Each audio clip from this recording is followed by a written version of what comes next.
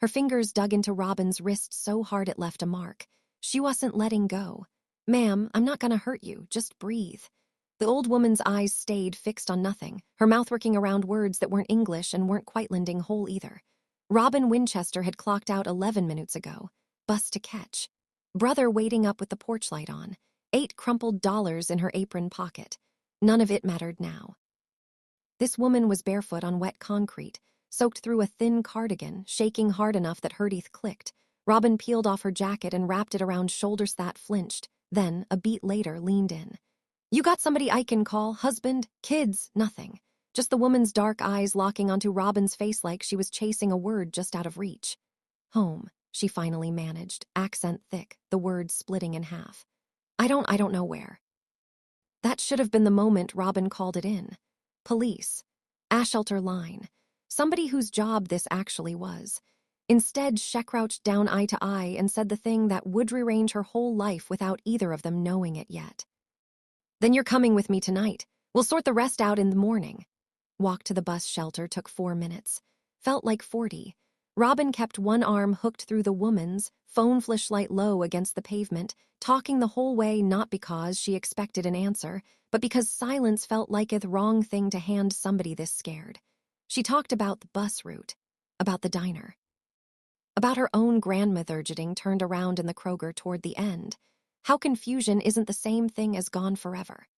The woman's breathing slowed to match her voice, even though the words plainly meant nothing. Under the flickering street lamp, Robin peeled her name badge off her apron and studied the stranger for one long second, the calluses that weren't a laborer's calluses, more like someone who used to play piano and stopped. The precise part in silver hair that spoke of a woman who once had people to do that part for her. The spine that refused to slump even now, drenched and terrified, headlights crawled by. Didn't stop. "Be a while," Robin said, mostly to herself. "Come on, Miplace isn't far." Apartment smelled like burnt garlic and the space heater Robin never turned off in October.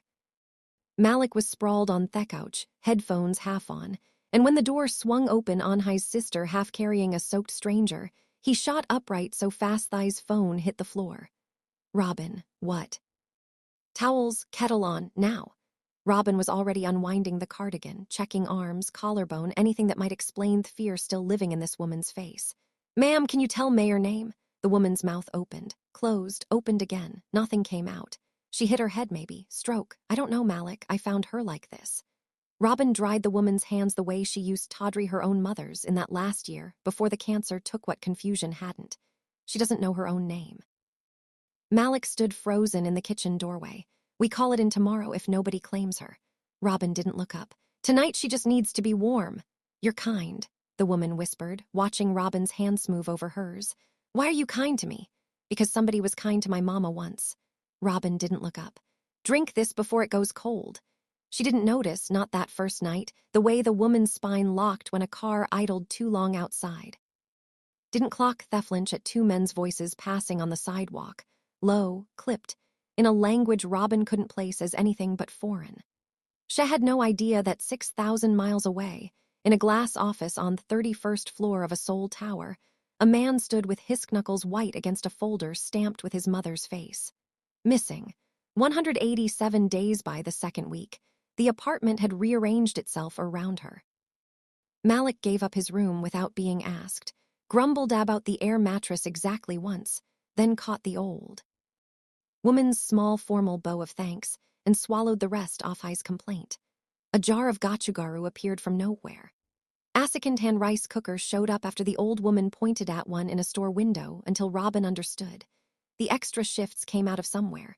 2, mostly out off the envelope taped inside Robin's closet, marked LPNPROGRAM in her own handwriting, $340 lighter than it had been a month earlier.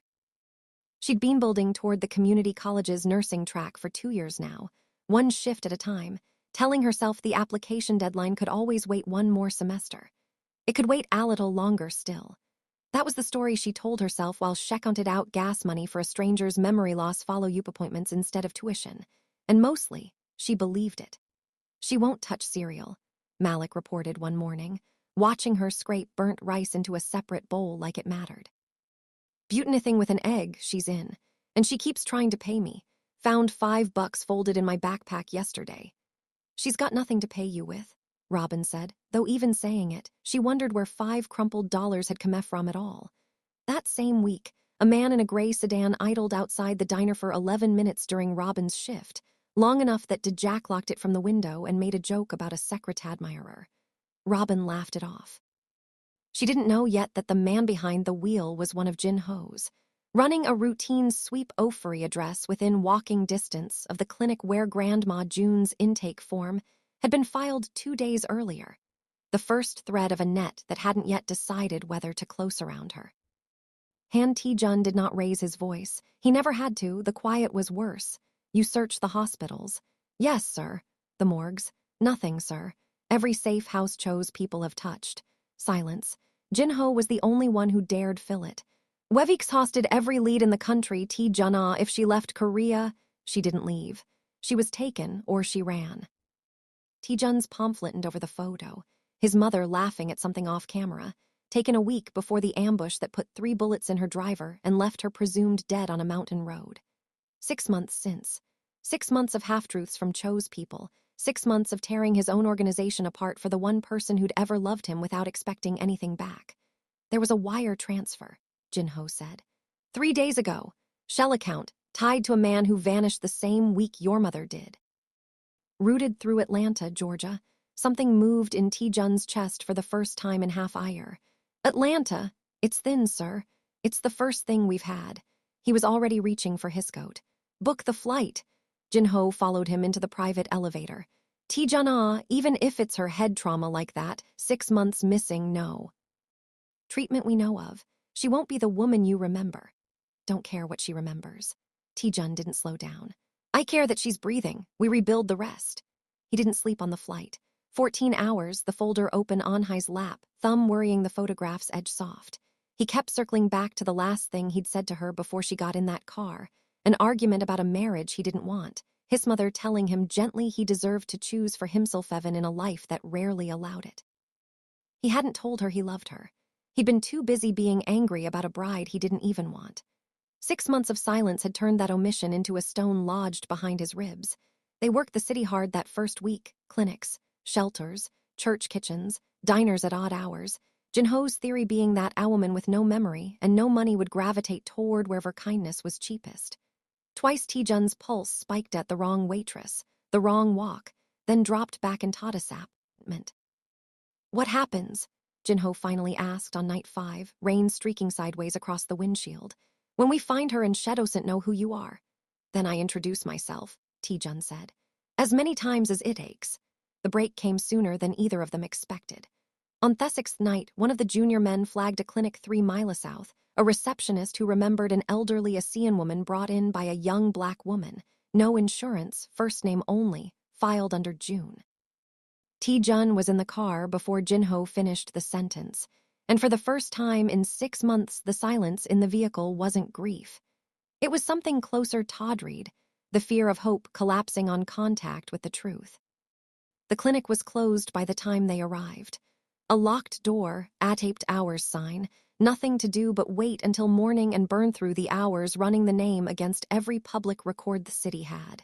It came back empty. No June, no last name, just a dead end with a first name attached to it. And a waitress's name, Robin Winchester, buried 3 fields deep in an intake form body, had thought to hand over to a stranger asking questions after hours. The clinic visit that changed everything landed on a Thursday, 3 weeks after the bus stop. Grandma June had been improving, recognized the smell off ginger, flinched less at sirens, started helping Malik with Corinne homework he'd picked half as a joke, correcting his pronunciation on instinct. But that Thursday, walking Robin to her bus stop, a black sedan slowed at the curb, didn't stop, just slowed, 2 men in front both turning to look, and Grandma June went rigid. Inside, she said, voice suddenly sharp, suddenly commanding in a register Robin had never heard from her. Now, don't look at him. June, iron grip. They ducked into the corner store. Through Theglas, Robin watched the sedan roll past and keep going. The owner had watched the whole thing without a word. Y'all need me to call somebody? No, we're fine. Thank you, Mr. Patel. Robin steered Grandma June past the coolers, out of the window's sightline, and crouched down again the way she had at the bus stop. Outside, half a block down, one of the men in the sedan had gotten out and was walking the sidewalk with the unhurried gait off someone pretending to check his phone, eyes cutting toward the store window every few steps. Robin caught the motion through the gap in the shelving and pulled Grandma Juninother step back into the aisle. You know them. Robin's pulse was still climbing. Don't you? Grandma June's hands shook against the counter, eyes gone somewhere far away, somewhere with blood in it. I don't know how I know. I just know we run. That night after Malik was asleep, Robin sat across the kitchen table from a woman she'd taken in out of charity, and was starting to understand cold dread pooling low might be something else entirely. June, or whatever your name really is, are you in danger? The old woman studied her for a long moment. For the first time since the bus stop, something in her face went entirely lucid. Yes, and now, because of me, so are you. Robin sat with that. Listened to Malik's TV murmuring through wall, the ordinary Thursday sounds of a life she'd built shift by shift, refusing to let her brother fall through any crack that had nearly swallowed her. She thought about her mother's last year, the hospice nurse who'd stayed 4 hours past her shift the night it ended. The debt you carry when somebody's kindness caught you at your lowest. Okay. Robin's voice steadied. Then we don't run. We get smart. You tell me everything you remember, even the pieces that don't make sense. And I keep my eyes open. Deal. Something loosened in the old woman's face, not relief. Gratitude, the kind that comes from expecting to be left alone with your fear and not being. Deal. She reached across Thedable, gripped Robin's hand the same way she had at the bus stop. Softer now, no less certain. They started small. Robin drew bus routes on a napkin. Tother which corner stores shorted change. Grandma June, without explaining how she knew, taught Robin to fold dumplings with aspid that spoke of some kitchen she couldn't name, correcting Robin's clumsy pleats until they had a full tray between them, laughing at the ugly ones. Good at this, Robin said, flour dusted across both their hands, watching her fold 3 more before Robin managed one. Something flickered, not memory. The shadow memory casts before it arrives. I think I used to cook for someone who mattered very much to me. I don't know his face. My hands remember loving him. She looked at her own hands like they belonged to a stranger. Strange to trust your body's memory over your mind's. Robin squeezed the flour-dusted hand. That was answer enough for both of them. If a woman risking her own peace of mind for a stranger already has you invested, that's exactly the feeling we build these stories for. If you're new here, welcome, we're glad you found us. If you've been riding with us a while already, welcome back. You know how we do. Drop a comment and tell us where in the world you're watching from tonight. Hit that like button. And subscribe if you want more like this one. Now, back to Robin and the woman who doesn't know she's being hunted. Director Cho's men didn't storm neighborhoods. They asked quiet questions of quiet people, pharmacists, receptionists, the low-level informants every city keeps on hand. 11 Daysto find the same clinic Robin had used. One conversation with a receptionist who remembered a waitress named Robin Winchester and an address scrawled on an intake form. T. Jun's search hit the same clinic 2 days later, dumb luck, or something that didn't feel like luck at all to a man who'd stopped believing in it. The receptionist gave up nothing until Jinho slid a photograph across the counter.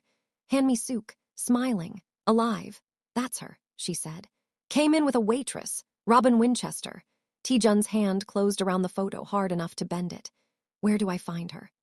Director Cho received the same information 18 hours later from a different source entirely, a clerk on his payroll inside the same clinic, paid to flag any inquiry that mentioned the name Han. He read the file twice in his office overlooking the Han-adjacent business district, unhurried, the way a man reads news he's been waiting months to receive. She's alive, he said to the room, mostly to himself, setting the folder down with the precision of a man who never let his hands betray excitement. And T-Jun has found her before we could finish what we started. He turned to the 2 men waiting by Thedor. Then we finish it in America instead. Quietly. I want Natrace back to this office. The woman sheltering her, one asked. Cho considered it for the length of one slow breath. Whoever she's inconvenient. Inconvenient things get removed. He waved a hand, already reaching for his next call. Kwon will know how to reach the right people. He always does. The knock came while Robin was elbow-deep in dish soap. 3 sharp raps, not a neighbor's knock, not Malik's. Homever knocked at all. Grandma June, drying a plate at the counter, went utterly still, the stillness of a rabbit in tall grass. "Answer it," she breathed. Robin crossed the room anyway, opened the door a crack chain still latched. On the other side stood a man who did not belong in this block. Tailored coat, city-cut jaw, eyes with the specific stillness of someone long trained not to let his face show what was thinking. Looking for a woman. His English was precise, practiced. "Elderly, Korean, memory loss. I believe she's staying with you." Robin's pulse spiked. Behind her, Grandma June's breath caught sharp. "I don't know what you're talking about." His eyes moved past Robin's shoulder into the apartment, and something happened to his face that Robin would spend weeks trying to name: devastation, held perfectly, brutally still. His voice cracked clean in half on the single syllable. Behind Robin, Grandma June made a sound like the floor had opened under her. "I know that voice," she whispered, hand pressed flat to her chest exactly the way it had been at the bus stop. "I know that voice." Malik hadn't quite set the bat down, hovering in the hallway like a sentry unsure the war was over. "Robin," he said low, "you sure about this?" "No," just as low, "but look at her face." Whatever danger walked in behind this man, turning him away meant tearing something loose in Misuk that might never knit back. Robin stepped back and let the door swing wide. His name was Han Tae-jun. He did not, at first, say what he did for a living. He said he was her son. Said, sitting stiff at Robin's kitchen table, while Malik hovered with the bat he hadn't full accommodated to, that his mother vanished 6 months ago after an attack meant to kill her, that he'd spent every day since tearing his life apart looking, that he didn't know how to thank a stranger for something this large. What he didn't say, not yet, was that a folder in his coat pocket held the names of 4 men currently en route to Theisk's apartment, sent by a rival who wanted Han Misuk dead before her memory could name her attacker. Misuk sat across from her son and didn't recognize his face. Her body did. Hands reaching, stopping halfway, some old instinct fighting the blank space where memory should live. "I don't remember you," she said, and it broke something behind Tae-jun's eyes he didn't let reach the rest of his face. "I want to, I don't. That's all right, Uma." Gentler than Robin would have guessed Ammon, built like a closed door could manage. "You will, Mr. Han." Robin's voice cut the moment clean. "Who's after her? Because that's the only reason a stranger shows up on my door." Looking like that. His eyes found hers, really found her, not as an obstacle, not as a stranger tangled in his family's business, but as the woman who'd kept his mother alive when his own organization couldn't. "People who wanted her dead the first time," he said. "And now, because you helped her, people who may want you dead too. Real quick before this door opens on something neither of them can take back. If this is your first one with us, welcome. There's plenty more where this came from. If you've watched a few already, you know it's about to get heavier before it gets better. So hit subscribe if you haven't, drop that like, and tell yous in the comments where you're tuning in from tonight." All right. Back to that kitchen table, Robin's about to make a decision that changes everything. Robin didn't sleep that night. Not Misuk's nightmares keeping her up this time, the math of it. A stranger's son, a stranger's enemies.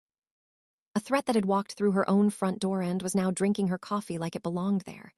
"You should leave," she told him near midnight, Malik finally asleep, Misuk dozing fitfully in the armchair she still refused to abandon for a bed.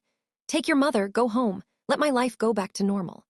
Even as she said it, some part of her already doubted she meant it, and from the way his eyes held hers a beat too long, she suspected he'd heard that doubt too. It's not that simple. They know this address now. "Leaving doesn't make you safe, Ms. Winchester. It just means you're alone when they come asking questions you won't enjoy answering. So I'm supposed to just trust you, a man who won't even say what he does for a living." Something flickered behind his eyes, the closest thing Tashem she'd see on his face for weeks. "My family runs shipping through several ports in Korea and China, not all of it legal. My mother spent her life trying to keep me separate from the worst of it, largely failed." A beat. "I won't lie to you about who I am. Crime lord." Robin tested the shape of the words.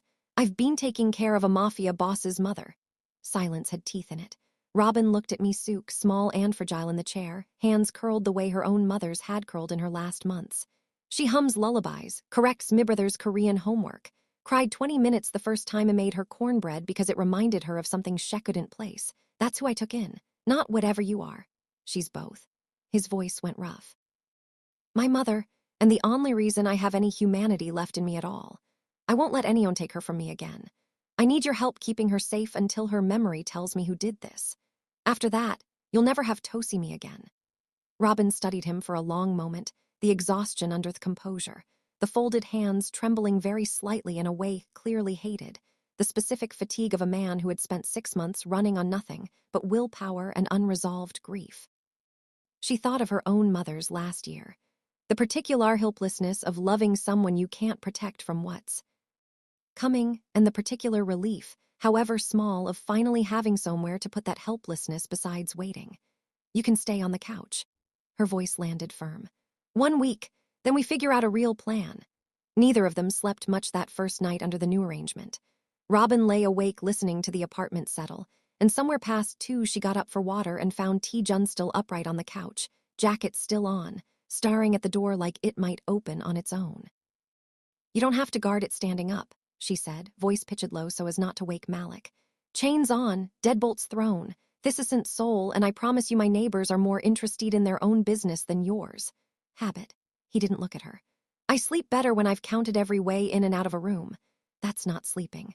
That's surviving with your eyes closed." She sat on the arm of the couch, close enough that the space between them went taut in a way neither of them acknowledged. "When's the last time you actually slept? Not counted exits, slept."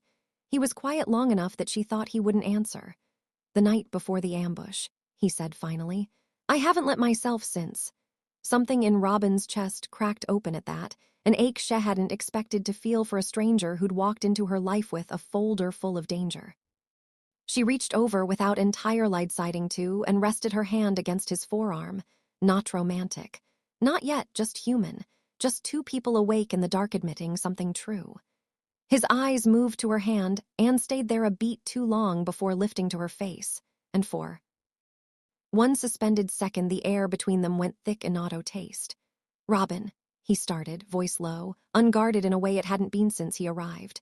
A floorboard creaked down the hall, Malik, turning over in Hislop, and the moment folded itself shut as fast as it had opened. Robin pulled her hand back, cleared her throat, stood. "Get some sleep, T-Jun, real sleep. I'll be right here if anything happens." He watched her walk back to her room, and for a long time after the door clicked shut, he sat with his hand pressed flat where hers had been, like he could hold the warmth there if he pressed it hard enough. He found the LPN brochure 2 days later, folded into a kitchen drawer under a stack of takeout menus, and made the mistake, the only real mistake he made that whole first month, off bringing it up over breakfast with an offer already halfway out off High's mouth. "I could cover the tuition." "It would be nothing to me, and it would mean you wouldn't have to." "No." Robin's voice cut clean through it, sharper than she meant, but she didn't take it back. "That's not no, I didn't tell you about that so you could fix it. I told you because you asked what was in the drawer. I didn't mean it as. I know what you meant it as. I've been broke a long time, T-Jun. I know exactly what it sounds like when somebody offers to make a problem disappear because it's easier than sitting with you in it." She softened, seeing the flinch cross his face. "I'll get there, slower than I planned maybe, but it'll be mine when I do." He didn't offer again. It cost him something visible not to. Ange watched him learn, in real time, the particular restraint off living someone whose independence mattered more to her than the comfort his money could buy. A lesson nothing in his upbringing had prepared him to learn gracefully, and one he never quite mastered so much as respected. T-Jun did not so much sleep on that couch as sit upright on it, alert to every sound. Robin kept waking at odd hours to find him already awake, already watching the window, and something in her chest softened toward him in a way she didn't fully trust. He was, against every expectation his cold introduction had built, good with Malik, patient with calculus and a clipped way that echoed, uncomfortably, the way he must have once been taught himself. He learned, unprompted, that Misuk liked Herdia a specific way, that she calmed faster when someone hummed the melody back to her, that the television needed to stay on low at night or silence brought the panic in. The neighborhood adjusted to him in its own gossiping way. Ms. Odessa started leaving extra cornbread on the doorstep for the family. Mr. Patel slid him the good coffee by the second week, no questions, some silent understanding passing between 2 men who'd both built lives around watching a door. Robin Skarkers clocked the shift in her fast. The phone kept face upon the counter now, the flinch at a car backfiring outside. "You dating somebody dangerous, girl?" Deja asked during a lull, wiping the counter with the bluntness of a woman who'd already buried one husband to a bad crowd. It's not like that. Even saying it, Robin knew it wasn't entirely true anymore. It's complicated. Complicated's what people say right before it gets simple in the worst way. Deja refilled her water glass. Be careful, Robin, whatever it is. She caught Robin looking, a beat later, at the LPN brochure still folded into the back pocket of her order pad. A habit from before any of this started, pulling it out during slow stretches just to reread the program requirements like they were scripture. You still thinking about that program? Thinking about it. Robin tucked it away. Thinking's free. Applying costs money I don't have right now. You had it before the old woman showed up. I had some of it. Robin didn't elaborate further, and Deja, for once, let the silence sit instead of pushing. It wasn't resentment Robin felt when she said it. She'd have made the same choice again without blinking. But it cost her something to watch the number in that envelope shrink week after week, while a life she hadn't planned for filled up the space where her own plan used to be. The diner itself became, without either of them planning it, a kind of neutral ground for the two worlds colliding in Robin's life. T-Jun started showing up near the end of her shifts, taking the corner booth by the window, working quietly on his laptop whileish finished her tables, and the regulars adjusted to him the way regulars adjust to anything given enough weeks. Old man Reeves, who held court at the counter every morning, eventually struck up a running argument with him about college football that neither of them understood the other's team's well enough actually debate, and it became, oddly, one of the most normal things in T-Jun's entire week. Deja kept her distance longer than most, watching him with the wary calculation of a woman who'd learned the hard way what smooth and dangerous could look like folded into the same man, until the night she caught him quietly covering the tab for a young mother 2 booths over who'd come up short at the register. No fanfare, no acknowledgement expected, gone back to his laptop like it hadn't happened at all. Still think he's trouble? Robin asked her afterward, wiping down the counter. I think, Deja said slowly, that trouble doesn't usually tip well and ask the waitress how her kids are doing by name. She shrugged, unwilling to fully surrender her suspicion. Doesn't mean I trust him yet. Means I'm willing to keep watching. Robin carried that home, turning it over even while watching T-Jun kneel on her living room floor, threading a needle for Mi-Suk's unsteady hands, even while watching him laugh, real unguarded, at something Malik said about a video game neither of them understood the rules to. Danger and gentleness didn't cancel out in this man. They sat side by side. The second one she was starting to understand was the truer thing. Terrible at this, she told him one night, teaching him Atwo step in the kitchen, his hand too stiff at her waist, his footwork military precise and completely wrong for the beat. Mi-Suk clapped off rhythm from the armchair, delighted. I was raised to run an empire, Ms. Winchester. Nobody taught me to dance. Robin. 5th correction that week. You've seen me eating cereal over the sink at midnight. We're past Ms. Winchester. Something eased in his face, the specific vulnerability of Ammon who'd built his whole life on control, letting a small piece off it go. Robin. He tested the shape of her name like it mattered, like it was worth getting right. Thank you. I don't know how to. Say what you've done for my family in a way that sounds lick enough. You don't have to say anything. Her hand found his, steadying his rhythm. Neither of them pulled away. Neither of them looked away this time either. The kitchen had gone very quiet except for the low hum of the radio and Mi-Suk's offbeat clapping, and for a long, unguarded second, Robin let herself want what she was looking at. Robin. His voice had dropped, rougher now, closer. If I stay at her in this kitchen, in this life, instead of the one waiting for him back home, would that terrify you or would it not? His thumb had found the inside of her wrist, tracing an idle line there that had nothing to do with dancing anymore, and Robin's breath caught on the honesty of the question. Not a line, not a practiced move, just a man asking the truest thing he had without armor around it for once. Ask me again, she said, when neither of us is standing this close to a stove, and the laugh that startled out of him cracked the tension without killing the current underneath it. Neither of them moved apart for a full 3 seconds longer than either of them could explain. The moment broke when Malik's key scraped the lock, and both of them stepped back so fast Mi-Suk laughed out loud from the armchair. A real laugh, delighted, the first sound like pure mischief either of them had heard from her since the amnesia. Malik took one look at his sister's flushed, unreadable face, One look at Jun studying the floor with sudden fascination, and dropped his backpack with a grin. "Y'all are wildin'. I was gone a 40 minutes. Homework," Robin said, too fast. Uh-huh. Malik was already halfway to the fridge, unbothered filing it away for later teasing. But it had happened. Both of them knew it had happened, and neither of them could quite look at the other again that night without the air in the room changing shape. 2 days later, Malik found the gun. Not loaded, not aimed at anything, tucked in a duffel bag Jinho had left by the door after a supply run, forgotten in the rush of a phone call that pulled him outside. Malik stood in the hallway holding it by the barrel like it might go off from the wrong kind off Dutch, face gone pale in a way Robin hadn't seen since their mother's diagnosis. "Robin," his voice cracked. "What is this? What is actually happening in this house?" Robin took it from him with hands that didn't shake, set it down on the counter, and for the first time told her brother the truth in full, not edited, not softened. Jun stood in the doorway and let her be the one to decide how much of his world her own brother deserved to carry. "You should have told me," Malik said when she finished. Not anger exactly, the particular hurt of a 17-year-old realizing his sister had been standing between him and something dangerous without asking if he wanted the shield. "I'm not a kid, Robin." "I know," she held his gaze. "I was trying to keep you out of it as long as I could. Well, I'm in it now." He looked past her at Jun, jaw set, looking briefly 10 years older.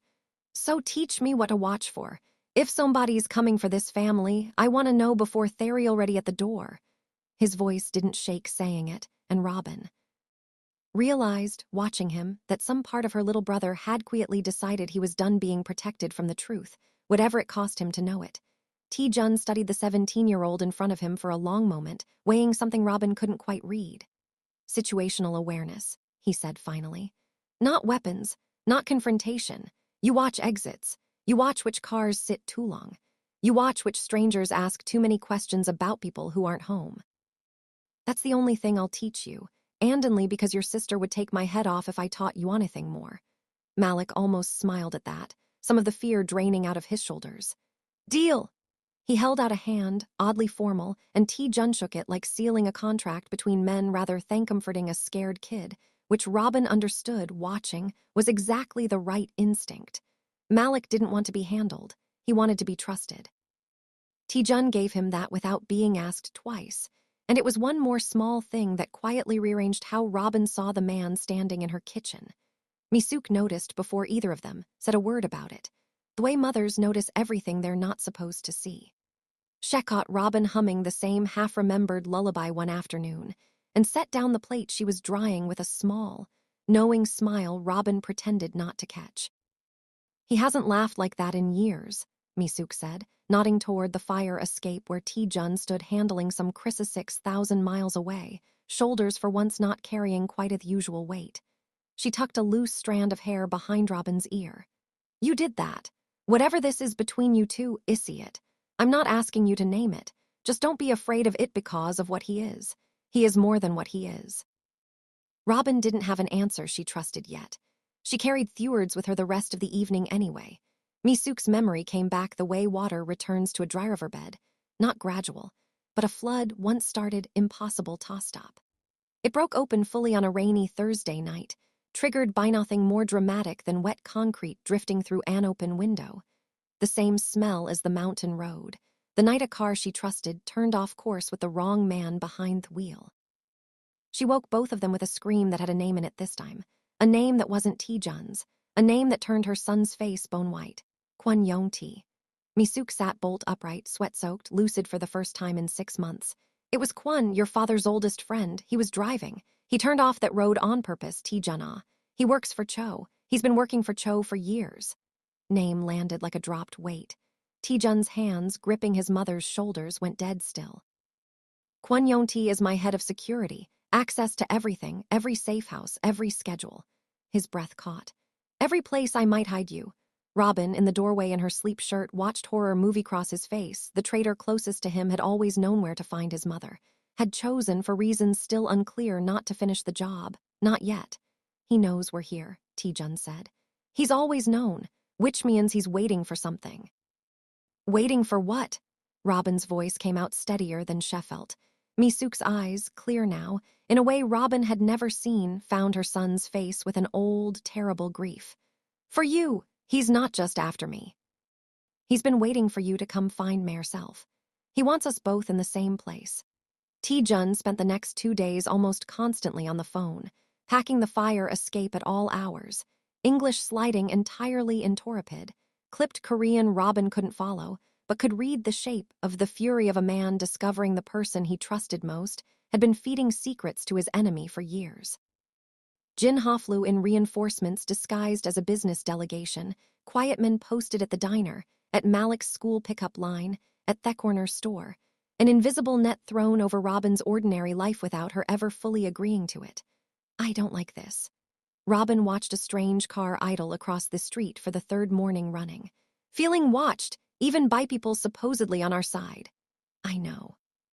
He didn't apologize for it, and something in his refusal to pretend it was small made her trust him more, not less. It's temporary. Once Kwon is contained, it ends. I need you to trust the timeline, even knowing that's asking a great deal. She did trust him, the frightening part. Had started trusting him somewhere between the badly danced 2-step and that unfinished sentence in the kitchen, and that trust was exactly what made the fear worse now. There was someone specific Talos. 2 nights later, the net Jinho had thrown over Robin's ordinary life caught something real. A man posing as a utility inspector. Tried the fire escape access door at the back of the building just after midnight, and one of Jinho's watchers, a quiet woman who'd spent the week pretending to walk a dog that wasn't hers, intercepted him before he made it past the 2nd floor landing. No shots fired. No headlines. Just a man zip-tied in a stairwell and a hurried, whispered debrief that reached Tae-jun's phone before Robin had even woken up. They tried the back, he told her at breakfast, flat, controlled, the way he delivered all bad news.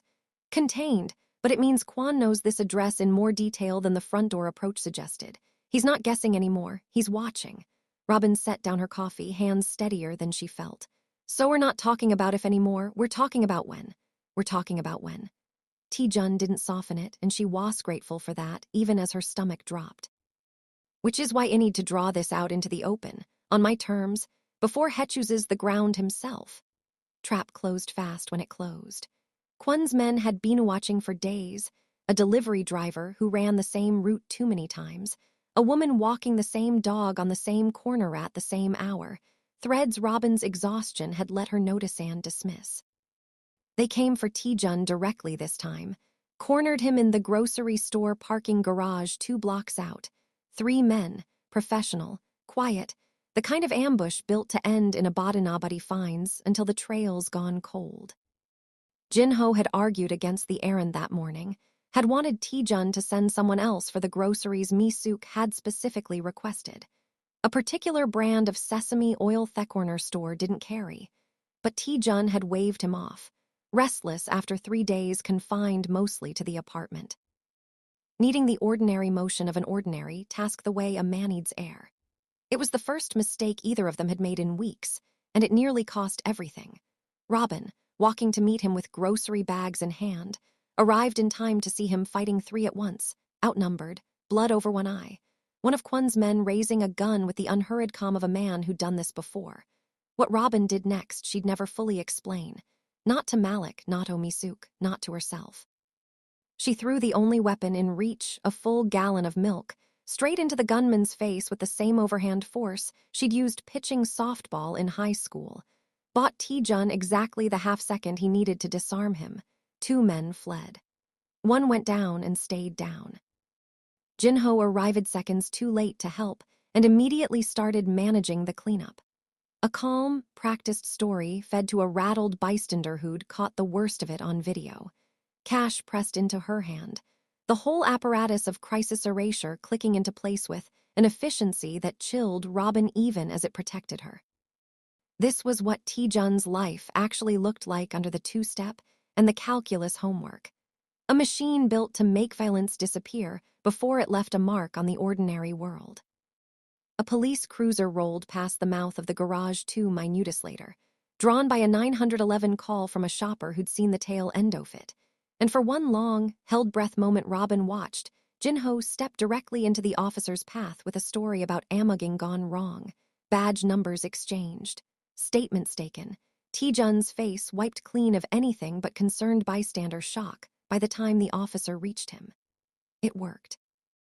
It always worked, apparently, and that unsettled Robin Morthanth fight itself had. "You could have died," T-Jun said once the cruiser pulled away, voice raw, blood on his face.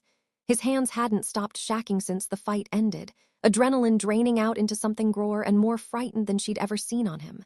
So could you. Her hands were shaking now that the adrenaline was fatting. "I wasn't about to stand there." Robin.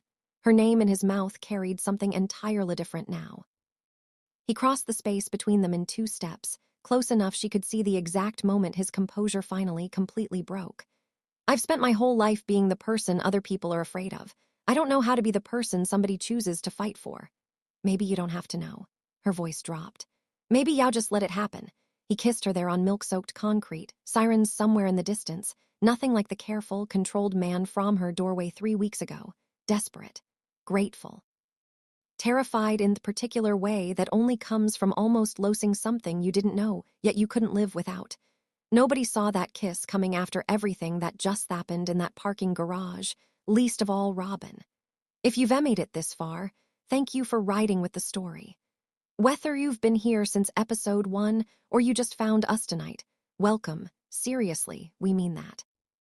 Like the video if it's hit you the way it's hit us, subscribe for the next one, and let us know in the comments where in the world you're watching this from.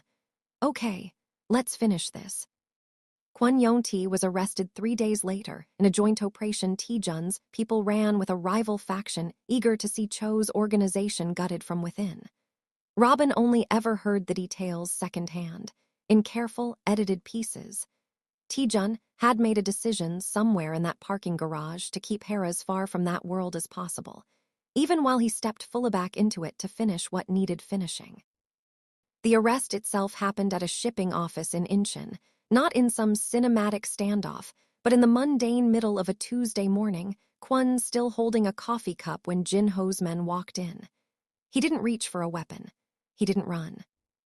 Something in his face, Jin Ho reported later, had gone slack with a relief that looked almost like exhaustion. The particular collapse of a man who'd spent a decade carrying a lie so heavy that getting caught felt, in the end, like being allowed to finally set it down. Kwon broke almost immediately once cornered. Not loyal-tighted and found wanting, plain cowardice. A decade of selling scraps of information to Cho for a gambling debt quietly forgiven, never intending betrayal to metastasize into attempted murder, too deep to climb back out once the ambush was set in motion. He named names, handed over ledgers, gave T-Jun's people enough to dismantle 2/3 of Cho's operation inside a month. Not a gangster movie ending, but 100 small careful cuts, courtrooms and shell company audits instead off bloodshed Robin had spent weeks dreading. It wasn't over the moment it looked over. 2 weeks into the dismantling, with Cho's ports seized and half his lieutenants already turning on him to save themselves, he made one last move nobody in T-Jun's organization saw coming, note against T-Jun directly, whose security had tightened past any reasonable point of entry, but against Robin, using a contractor. With no ties to Korea at all, paid in cash through 3 separate intermediaries, specifically so nothing could be traced back to Incheon. A car Robin didn't recognize sat outside the diner Fort Wo, closing shifts, running before Jin Ho's people flagged the plates as a rental, paid for by a shell company that dissolved the same week Kwon's ledgers went public. T-Jun flew back within 18 hours of the alert, not sending Jin Ho this time, coming himself, and the argument that followed in Robin's kitchen was the first real fight between them that had nothing to do with romance and everything to do with fear. "I want you and Malik on a plane to Seoul until this is finished." Heddled her flat, not a request. "I can't watch this happen from 6,000 miles away twice. I want a say in what happens to my own life."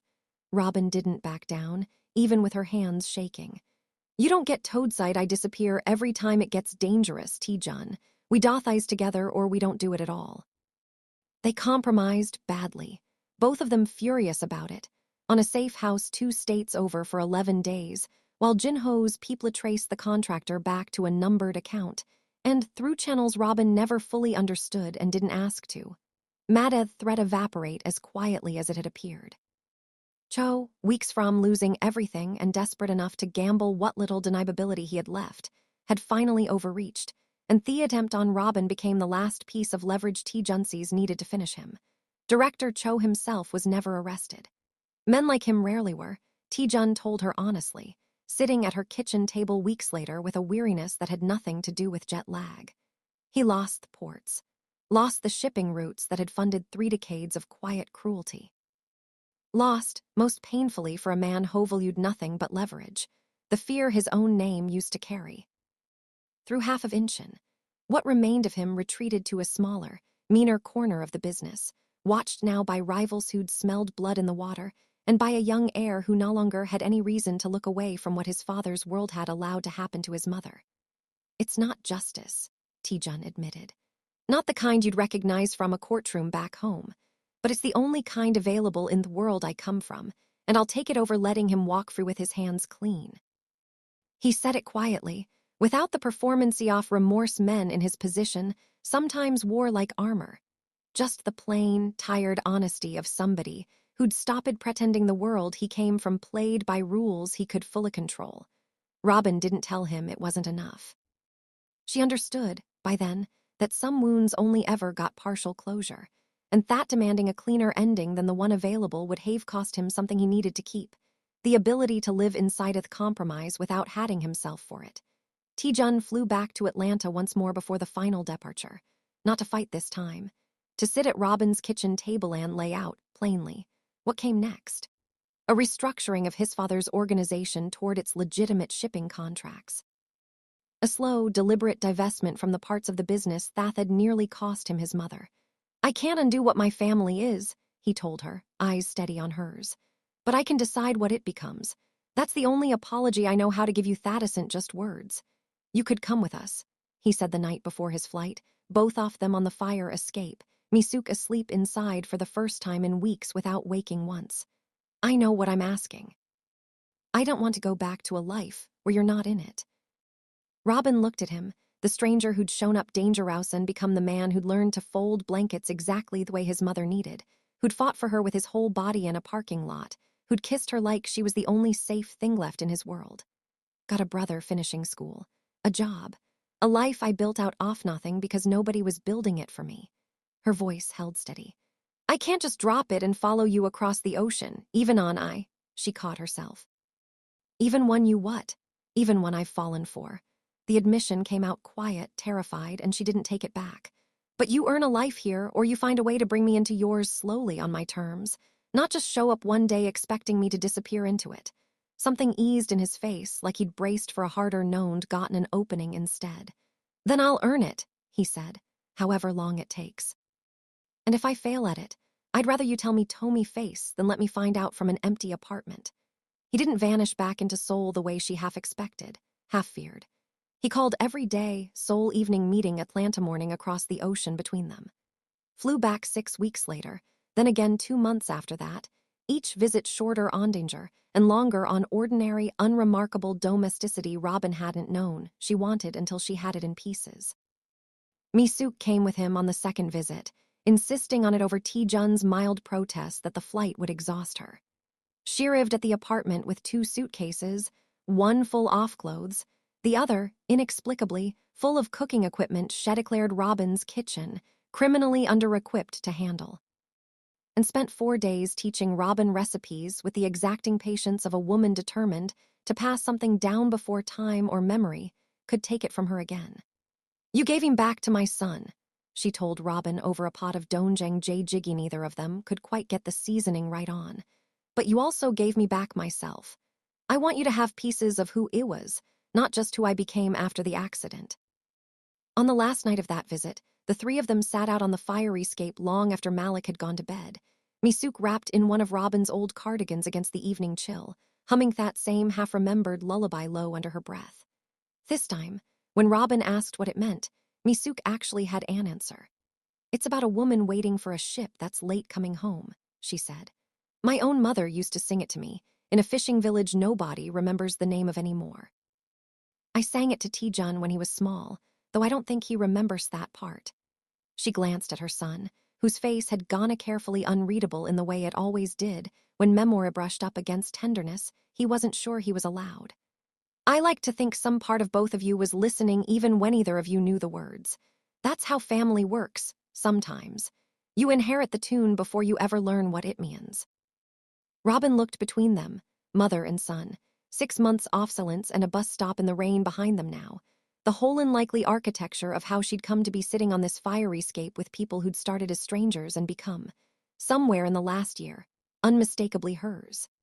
She thought, not for the first time, that the version of herself who'd almost kept walking that first night would not recognize the woman sitting her now, and she was glad, fiercely and without reservation, that she never would have to find out who that other Robin might have become instead.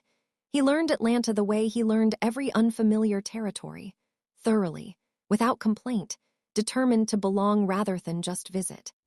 Let Deja teach him to two-step properly on the diner's back patio after close.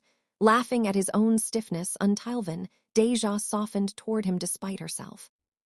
Sat through an entire Sunday service at Ms. Odessa's church, ate 3 plates off her potato salad after, asked for the recipe with genuine curiosity, mangled it twice trying to recreate it before my sook took over, and nailed it on the 3rd attempt. Seasoned. Unexpectedly, with a pinch of gochugaru that somehow worked. Malik started calling him Hyung halfway through the 2nd visit, a small unprompted claiming that left T-Jun quiet for a long moment before he cleared his throat and changed the subject, visibly moved and not yet comfortable nomming it. There were hard nights too, the ones that never made it into the easy version Robin told her coworkers when they asked how things were going with that Korean businessman she was seeing. A visit cut short by an emergency in Busan, pulling him away 4 days early, Robin standing at airport security fighting a frustration she didn't have full words for. A video call where Mi-suk's face carried a bruise she brushed off as a fall, old fear surfacing even months after the immediate danger had passed. A night, nearly a year in, when Robin sat alone on the fire escape where they'd had their hardest conversation and asked herself, honestly, whether she was building a life or just waiting for one to be handed to her from 6,000 miles away.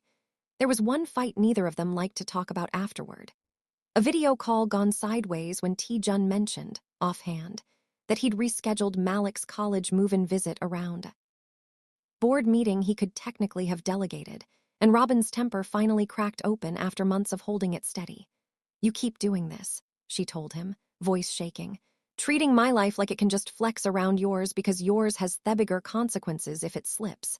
My brother only moves into his storm once, T-Jun. That doesn't get a redo." The call ended worse than either of them wanted, both of them too proud to Beth first to call back that night. He showed up in Atlanta and announced 2 days later, having actually delegated the meeting this time, and stood on her doorstep with the specific sheepishness of a man who'd never had to apologize to anyone whose forgiveness he couldn't simply purchase. "I don't know how to do this the normal way," he admitted. "Nobody's ever expected me to earn my place in their life before. Just tell Muhan I'm getting it wrong. I'd rather hear it from you than guess." She brought the fear to him straight, the same directness that had made her open her door to a stranger and a danger in the first place. "I need this to be a partnership, not me waiting on the edges of your life for whatever time you can spare. If that's not something you can build with me, I need to know now before I give any more of myself to it." He didn't argue, didn't apologize with empty words.